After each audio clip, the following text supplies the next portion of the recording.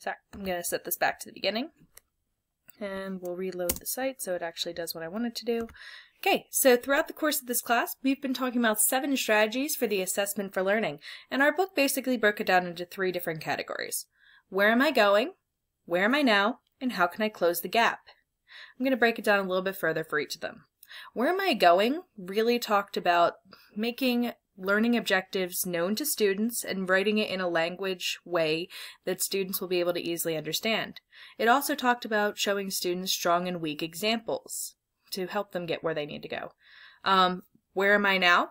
It talks about how teachers can give timely, accurate, and actionable feedback to the students, and how students can self-assess where they're at, what they're doing well, and how they can improve upon their learning. And finally, how can I close the gap? Talks about identifying learning goals, testing them, pre-assessing, using those results to really create a scaffold that allows students to grow, and then looking back on that growth from where they started to where they ended up. Strategies 1 to 6 really take teachers and they teach them and they help teach the students how to self-assess themselves and the steps that need to go into that self-assessment process.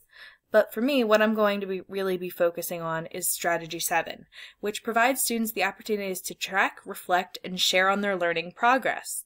For me, as a science teacher, that is one of the most important strategies that we can come across.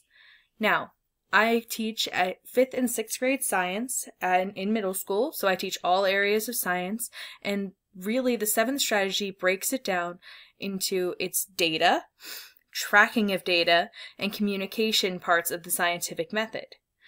So as you can see, I have 3 separate sections that I'm going to be talking about through the course of this video. I'm going to be talking about how to track data, how to reflect upon what you have learned, and how to communicate that effectively with people.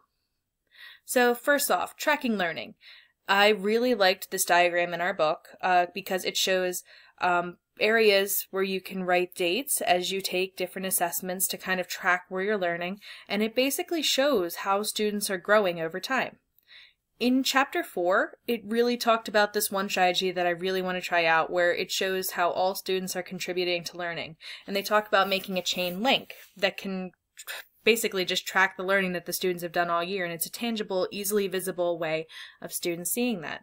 Another method that they talked about was journaling and dialoguing, where basically they had students write what they know and what they learned and reflect upon that material to kind of give a dialogue between them and the students, teachers.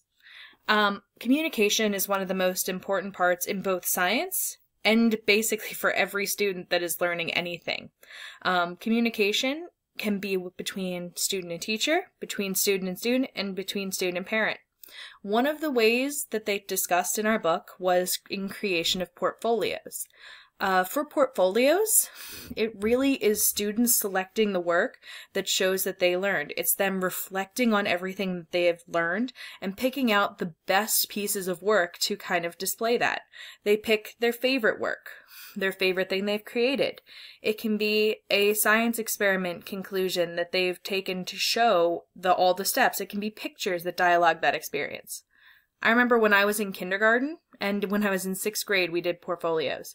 My favorite portfolio experience was a pizza box portfolio that we had made when I was in kindergarten, where basically we put everything that we did throughout the year, every assignment, and we had our parents come in and experience these portfolio days.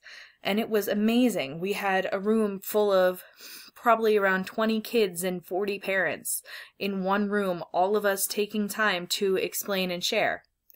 I also want to put this forth that you can use these portfolios to help with student-led conferences, which as a teacher, I kind of laugh at this picture, but as a teacher, it's so much better because the students are explaining to parents what they're learning.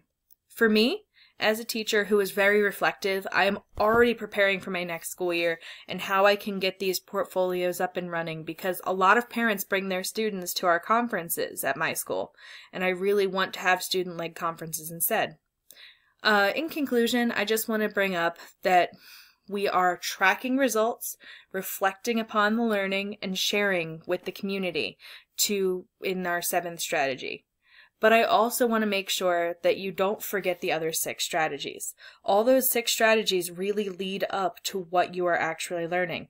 And just as a closing thought, I really like the last sentence of this book where it said, assessment is the gift we give to our students. It's the mirror to show them how far they've come. And I think that's a really important concept that students understand.